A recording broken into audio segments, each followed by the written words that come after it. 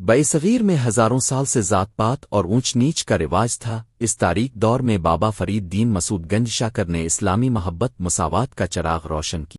आपने हर खास व आम को गिले लगाया। आपके हाथ पर बेशुमार लोगों ने इस्लाम कबूल की, जिनमें 16 कबीले तो सिर्फ राजपूतों के थे। हज़रत बाबा फरीद तकरीबन 70 साल की उम्र में अज्जोधन मौजूदा पाकपतन तशरीफ़ लाए और इस्लाम की दावत का आगाज़ फरमाया। आपका मामूल था कि चिल्ला कशी हमेशा आबादी से दूर किसी पुरसुकून मकाम पर करते थे। ऐसे ही एक मौके पर एक हिंदू राजपूत गोंदल कबीला अज्जोधन के करीब आकर ठहर गए। ये कबीला अपने खूबसूरती और जंगजू नौजवानों की वजह से मशहूर था। जब इस कबीले की आमद की खबर बाबा फरीद के खुलफा को मिली तो उन्होंने निहायत खुलूस के साथ उनका इस्तकबाल किया। ये हसन सलूक देखकर कबीले के लोगों का खानका में आना जाना शुरू हो गया और वो इस इस्लामी तर्ज़ ज़िंदगी से मुतासिर हुए जिसमें न कोई ज़ात पात थी न कोई ऊंच नीच।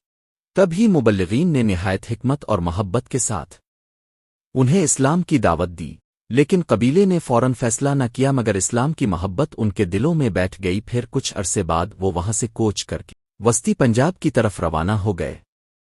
आखिरकार वो चक आलम तहसील फालिया ज़िला गुजरात के इलाके में जाकर ठहरे। वहां उन्हें मालूम हुआ कि खानका अज्जोधन के बुजुर्ग हज़रत बाबा फरीद करीब ही एक मकाम मेला में मौजूद हैं।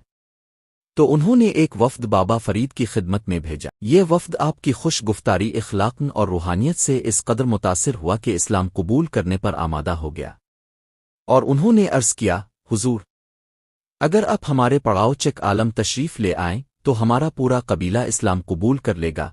ये सुनकर हज़रत बाबा फरीद फ़ौरन उनके साथ चक आलम की तरफ रवाना हो गए। जब आप वहां पहुंचे तो पूरा कबीला आपके आला अखलाक और गुफ्तगू से मुतासिर हो गया और फिर 1243 ईस्वी का वो तारीख़ी लम्हा आ गया जब पूरा कबीला दायरा इस्लाम में दाखिल हो गया।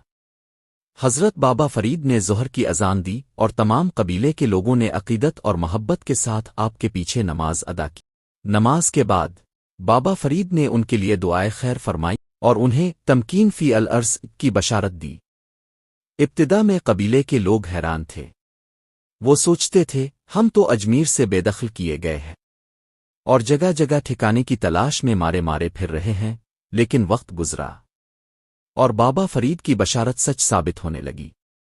इन लोगों की हालत बदली, उनकी इज्जत बढ़ी और वो पंजाब में एक मजबूत और बासर कौम के तौर पर उभरे।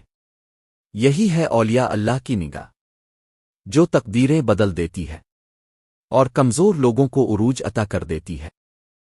मेरे बच्चों, मेरी वीडियो को तो ज़रूर लाइक, शेयर और सब्सक्राइब कर ही दिया करो।